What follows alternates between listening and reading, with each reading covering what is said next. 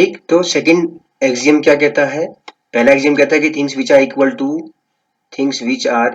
To one thing are equal to one another. तो हमने देख लिया पहला axiom. Second axiom, if equals are added to equals then the wholes are equal. ठीक है, if equals are added to equals then the wholes are equal. क्या कहने का मतलब, मान लीजिए चिन्मय की लेफ्ट हैंड साइड की पॉकेट में 50 रुपीज थे, चिन्मय की राइट हैंड साइड की पॉकेट में 50 रुपीज हैं। तो आप देखिए दोनों इक्वल, यानी कि दोनों ही पॉकेट्स में क्या है, दोनों पॉकेट्स में अभी क्या है, दोनों पॉकेट्स में इक्वल अमाउंट है।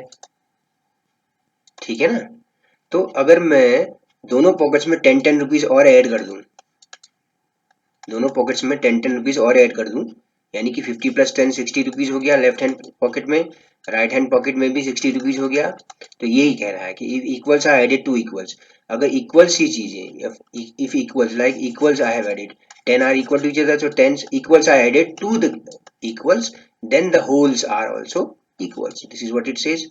Same thing can be said in the case of geometry also, है ना? कि suppose there is an equation x plus y is equal to 5, in algebra we can use it. तो if I add, तो आप देखिए if I add 2 on both sides still the equation will be true, है ना? Means the equal, if I added equals on both side still they remain equals only. ये पूरा whole हो गया ये, तो होल्स आर इक्वल्स। ठीक हो गया? ठीक है, ऐसा ही एग्जांपल आप ज्योमेट्री में कह देंगे कि आपने कहा कि भाई एक स्ट्रेट लाइन खींची, एक स्ट्रेट लाइन सेगमेंट, एक लाइन सेगमेंट खींचा, आपने कहा कि लेफ्ट हैंड साइड की तरफ भी आपने 1 सेंटीमीटर ऐड कर दिया, राइट हैंड साइड की तरफ भी 1 सेंटीमीटर ऐड कर दिया, है ना? इस तरह से। और ये मिडिल लाइन अगर है तो आप देखेंगे कि सपोज मैंने ये कहा ए बी सी कहा, और दोनों तरफ मैंने एक्स ए और सी वाई ऐड किया 1-1 सेंटीमीटर, तो अब आपका B X is equal to B Y रहेगा। ठीक हो गया? ठीक है, क्या मतलब है कि A B is equal to B C का, अगर दोनों साइड अगर हम similar quantity suppose x unit add कर देते हैं, तो वो दोनों क्या हो जाएंगे, B X is equal to B Y, तो होल्स भी इक्वल हो जाएंगे अगर सिमिलर चीजें हम ऐड करेंगे। 1 सेंटीमीटर सपोज ऐड किया मैंने दोनों तरफ, ठीक है, तो होल्स भी इक्वल हो जाएंगे, ये कहने का मतलब है। तो पहला क्या था? पहला था things which are equal to one thing are equal to one another. Second था if equals are added to equals then the wholes are equal. Third हो जाएगा if equals are subtracted, third आपका सब्ट्रैक्शन के बारे में बताता है। If equals are subtracted, if equals are subtracted from equals, the remainders are equal, तो जो बचता है वो भी इक्वल होगा, the remainders are equal। Natural सी बात है बेटा ये, है ना? अगर आप सेम चीजें सब्ट्रैक्ट करोगे इक्वल्स से, वही एग्जांपल ले लीजिए कि चिन्मय के पॉकेट से मैंने 5-5 रुपए दोनों से कम कर दिए, ठीक है, तो अब आपके पास दोनों पॉकेट्स में 45 60 में से 5 सब्ट्रैक्ट कर दिया, तो दोनों पॉकेट्स में आपका 55 रुपीज बचेगा अब आपके पास। तो कहने का मतलब क्या है, if equal are subtracted, equal 5 rupees were subtracted taken out from both pockets, so that means the remainders will also be equal. The remainders means 55, they are also be equal. Okay, तो natural सी बात है ये। अच्छा, तो इसको हम prove कैसे करें? तो एज ए स्टेटमेंट हम ऐसे प्रूव कर सकते हैं, एज ए स्टेटमेंट क्वेश्चंस में हम इस तरह से प्रूव कर सकते हैं, जो कि बड़ा ही आसान है इसको प्रूव करना, है ना? ये प्रूफ क्या है एक्चुअली, ये जो एप्लीकेशन है एक्चुअली, है ना? ये प्रूफ क्या है, ये एप्लीकेशन, ये नेचुरल चीज है, ये यूनिवर्सली ट्रू है ये, है ना? थिंग्स विच, अब अभी तो हमें ऐसा लग रहा होगा कि बचकाना सा लग रहा होगा, नाउ वी आर फीलिंग कि दैट अरे what is this, what the easy things Euclid told, but the thing is there, any idea which came for the first time is a very big deal or very big thing actually. When Edison thought about of electric bulb, okay, that was a big thing at that time. Now we are dealing with LED bulbs or charging bulbs we are dealing. So a simple electric bulb looks very ridiculous to us, but the thing is there, for the first time, तो पहली बार कोई ऐसी चीजें आई return में, ठीक है, तो उसमें ये बहुत बड़ी बात होती थी। किसी ने रिटर्न में कहा कि भाई ऐसा होता है, हमेशा होता है, क्यों होता है तो वो तो नहीं बता पाए, उसने कहा ठीक है ये एक्सियम्स है, हमेशा होता है ऐसा, sun rises from the east, हमेशा ऐसा होता है। ओके, ठीक, the sum of angles of a triangle is 180 degree, वो हम प्रूव कर सकते हैं, that is a theorem, theorems can be proved and the theorem also was proved on the basis of axioms and postulates। ठीक है, तो ये difference है एक्सियम और postulates। axioms और postulates की हेल्प से हम theorems प्रूव करते हैं आजकल, इन दोनों की हेल्प से हमने theorems प्रूव करी है। ठीक हो गया, जैसे थ्योरम कि sum of angles in a triangle is 180 degree, तो ये एक्सियम से ही हुआ। क्या एक्सियम अप्लाई करी होगी वहां? ठीक है, वो जब हम प्रूफ देखते हैं तो उसमें एक बात आती है कि भी sum of angles of a triangle, तो हम क्या करते हैं, एक पैरेलल लाइन यहाँ ड्रॉ कर लेते हैं। ये पोस्टुलेट 5 से डिराइव हुआ है असल में, ये पैरेलल लाइंस और ट्रांसवर्सल वाली बात। ठीक है, तो इस एग्जाम्पल को हम बाद में देखेंगे। अभी हम फिफ्थ की बात करते हैं, the whole is greater than part.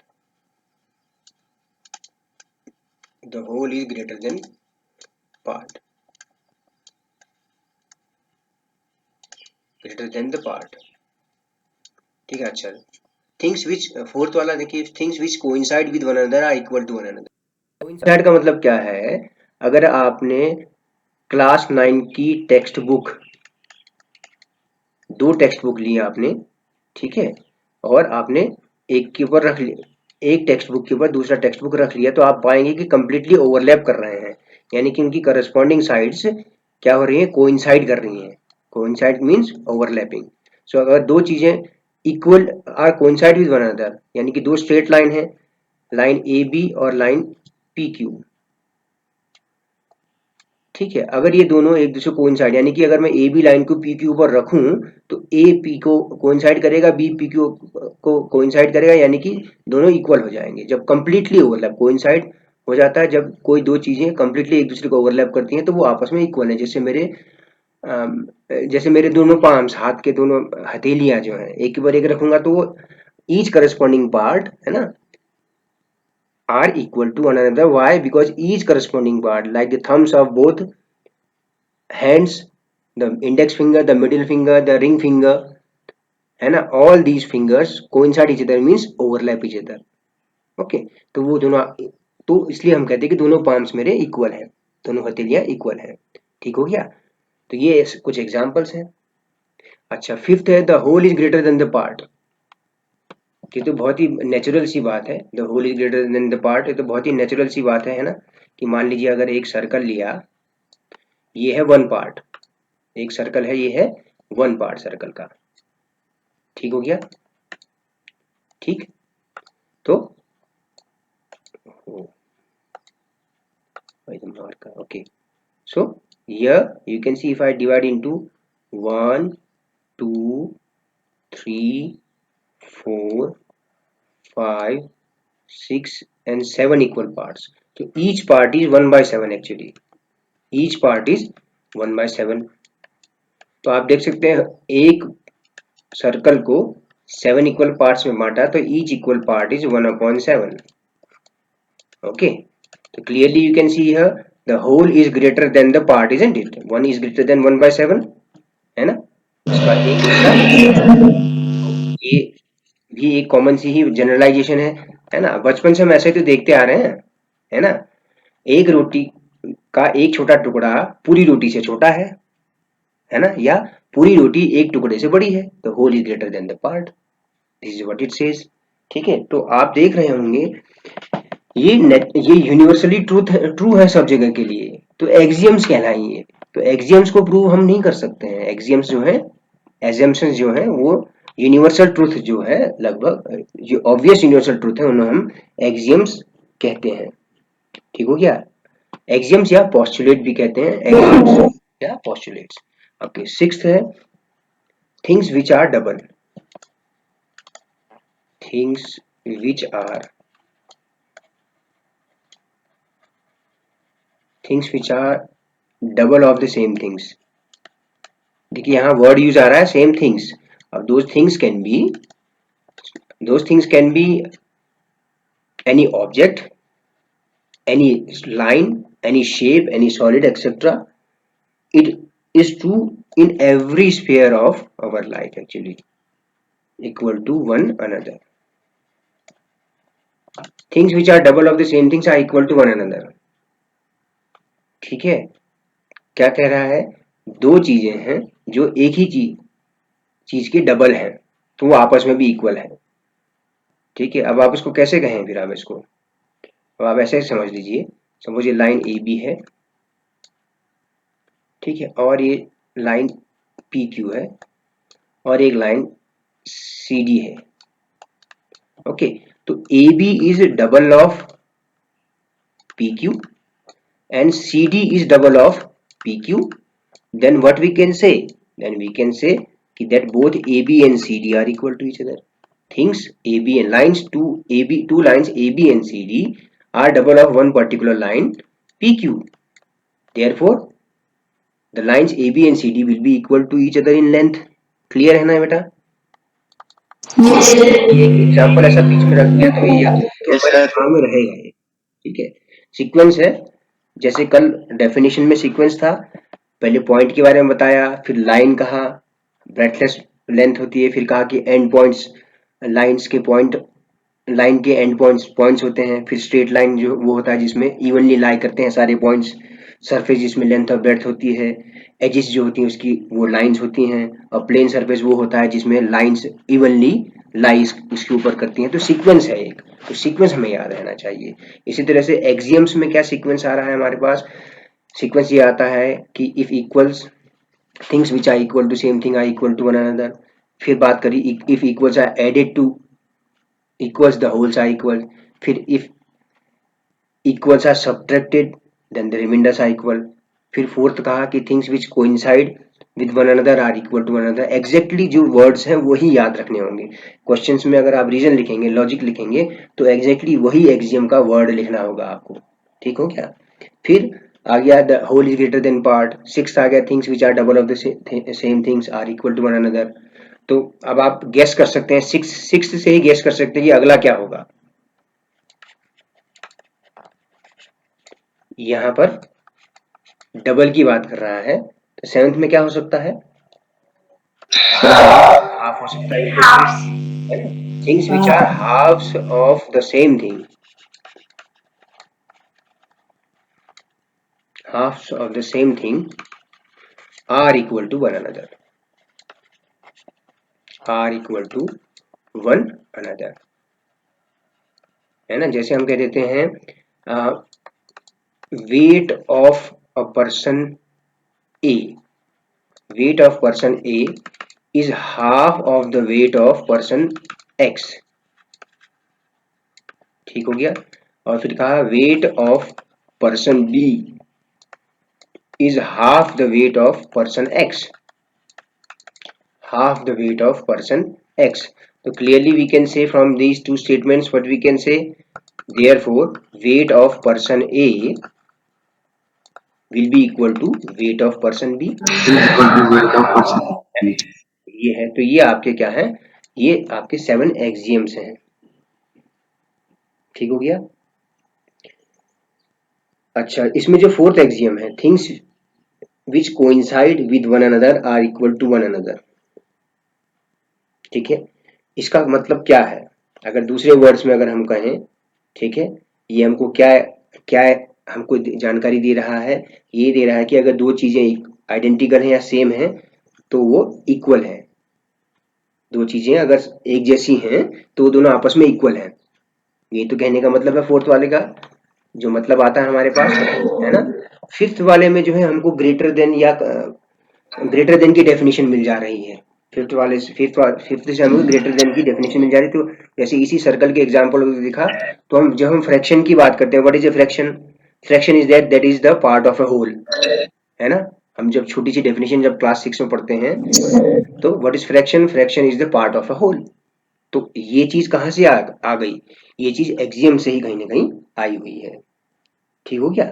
तो फोर्थ और फिफ्थ एक्सियम का इस्तेमाल हम करते हैं, अभी भी करते हैं, सभी का करते हैं, लेकिन इन दोनों से हमें मॉडर्न डेफिनेशन हमको मिल गई कि फोर्थ से क्या मिल गई कि अगर दो चीजें आइडेंटिकल हैं तो वो आपस में इक्वल होंगी। दो चीजें अगर एक जैसी हैं, दो सर्कल्स अगर एक जैसे हैं तो वो आपस में इक्वल है।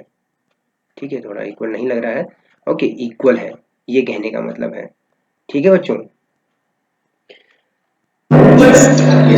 तो ये बहुत ज्यादा डिफिकल्ट नहीं है, ठीक है, बस ये डिफिकल्ट है कि याद नहीं रहता है, एग्जैक्ट सेम वर्ड्स याद नहीं रहते हैं। तो आप एक जगह लिख के रखेंगे, एक आध बार लिखेंगे तो अपने आप ही याद हो जाता है। इस चैप्टर को हम नॉर्मली बहुत इजीली लेते हैं और हम भूल जाते हैं इन चीज़ों को, बहुत छोटी सी चीज़ें हैं, एग्जैक्ट सेम वर्ड्स। मुझे भी ये होता है कि हर बार जो है मुझे भी याद करना पड़ता है। ठीक हो गया। अच्छा, फिर आते हैं पोस्टुलेट्स को, Euclid's 5 postulates. Euclid's 5 postulates. There were 5 postulates given by Euclid. Particularly in this postulate number 5. Postulate number 5 helps us to give the modern definition of parallel lines and when a transversal intersects them, okay, and the angles formed. So there is the idea of postulate 5 itself. Okay, postulate 1 क्या कहता है? Postulates आपने जो है उसमें भी पढ़े होंगे ना, पोस्टुलेट आपने गैलीलियोस पोस्टुलेट्स पढ़े होंगे। yes sir, है ना, गैलीलियो के पोस्टुलेट। तो कुछ पोस्टुलेट ट्रू हुए, कुछ पोस्टुलेट फॉल्स हुए, है ना। गैलीलियो ने क्या कहा था? सन रिवॉल्व्स अराउंड द अर्थ, ऐसा कुछ कहा था। Earth is in the centre, ऐसा कुछ कहा था, है ना। yes sir, तो बाद में जो एस्ट्रोनॉमर्स आए बाद के, उन्होंने उसको गलत प्रूव कर दिया कि सोलर सिस्टम में sun is the centre. Okay, earlier it was said that the planets revolve. Galileo said that of them revolve, planets and sun, they revolve in circular orbits. Later on, we got to know that postulate also was wrong. तो postulates wrong भी हो सकते हैं, ठीक है, postulates wrong भी हो सकते हैं।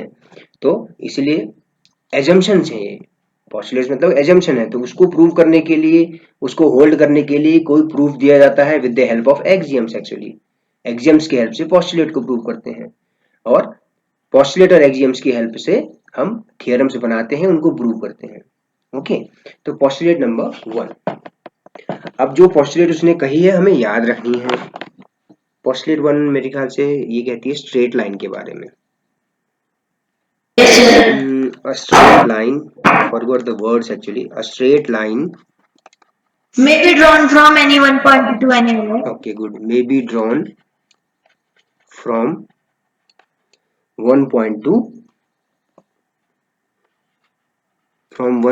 any other, To any other point. to Point. any other point,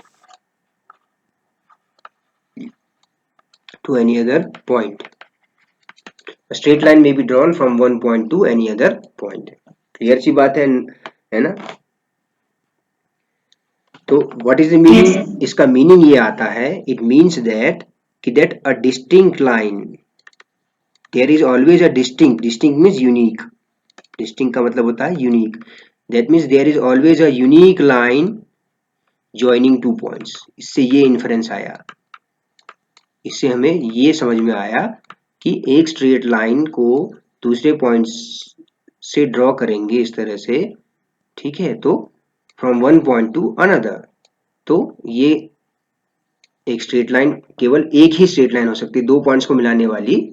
इसका मतलब ये भी आया कि दो डिस्टिंक्ट पॉइंट होने पर एक ही, सिर्फ और सिर्फ एक यूनिक लाइन बनेगी। ठीक हो गया।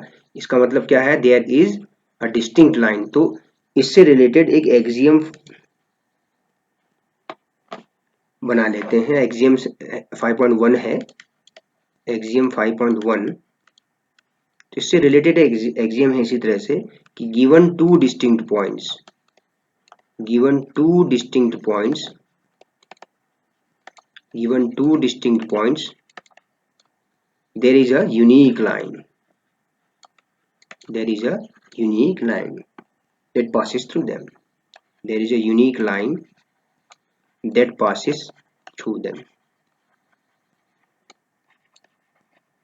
तो ये इससे आपके पास मतलब आ गया। ठीक हो गया। देखिए थोड़ा सा घुमा के कहा है उसने उस बात को, उसने कहीं पर भी ये नहीं कहा कि एक ही लाइन हो सकती है दो पॉइंट से, लेकिन इसने ये कहा कि मे, एक वर्ड यूज किया इसने, मे हो सकता है। ठीक है, अब हम पता है कि होता है, तो उसको हमने एक्सियम कह दिया। तो given two distinct points there is a unique line that passes through them. ठीक हो गया। Yes sir. अगर एक पर्टिकुलर पॉइंट से अगर हम बात करें, अगर हम एक पर्टिकुलर पॉइंट से बात करें, अगर एक पर्टिकुलर पॉइंट से अगर लाइन ड्रॉ करें तो कितनी लाइंस हम ड्रॉ कर सकते हैं? Infinite. Infinite lines can be drawn from only passing through one point. But when there are two distinct points, only one line, only one unique line can be drawn. Okay, ये can that passes through them. Clear है? Postulate 2. Sir. Postulate 2 is a terminated line. एक word आया है terminated. Terminated line means रुकी हुई line. A terminated line can be produced indefinitely. Can be produced indefinitely. तो ये जो terminated line है, इस terminated line का मतलब क्या है एक्चुअली? terminated line का मतलब ये है line segment. terminated line का मतलब है line segment एक्चुअली, ठीक है? तो यूक्लिड के अनुसार लाइन सेगमेंट का नाम उसने क्या दिया? एक पर्टिकुलर नाम दिया, टर्मिनेटेड लाइन नाम दिया उसको, यानी कि जो टर्मिनेट हो जाते हैं, जैसे हमने पढ़ा है नॉन टर्मिनेटिंग रिपीटिंग या टर्मिनेटिंग डेसिमल एक्सपेंशन, मीन्स जहां पर डिवीजन रुक जाती है तो टर्मिनेटिंग डेसिमल एक्सपेंशन मिलता है हमको, है ना? तो ये टर्मिनेटेड लाइन जो वर्ड है वो यूक्लिड के अनुसार लाइन सेगमेंट का ही एक दूसरा नाम उसमें दिया गया। लाइन सेगमेंट वर्ड उसमें यूज नहीं होता था, तो उसके अकॉर्डिंग उसका नाम टर्मिनेटेड लाइन है, ठीक है? तो ये प्रेजेंट डे टर्म्स में हम ये कह सकते हैं कि line segment can be extended on either side to form a line. एक लाइन बनाने के लिए ये लाइन सेगमेंट है, अगर दोनों तरफ मैं इसको एक्सटेंड कर दूं, दोनों तरफ अगर मैं इसको एक्सटेंड करूं इस तरह से, तो हमें एक लाइन मिलेगी, ठीक हो गया? तो terminated line can be produced इंडेफिनिटली। ये पोस्टुलेट 2 था। Postulate 3, postulate 3, a circle can be drawn, circle के बारे में बता रहा है, a circle can be drawn, ठीक है? अब लाइन, रेखा, रेखाखंड, कोण तथा वृत्त तथा त्रिभुज, इनकी जानकारी वैदिक मैथ्स, वैदिक काल में यानी कि 800 BCE के आसपास, in Vedic age of India also, they all were knowing this thing. A circle can be drawn with any center, किसी भी सेंटर का एक, and any radius.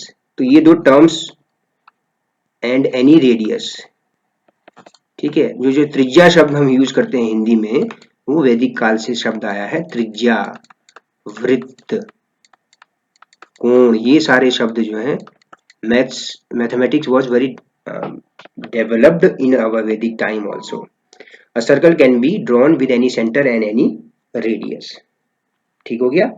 ये है आपका किसी भी साइज, कहने का मतलब ये है, इसका मतलब ये है किसी भी साइज का हम सर्कल बना सकते हैं, इसका मतलब ये है ना? ठीक है, अच्छा।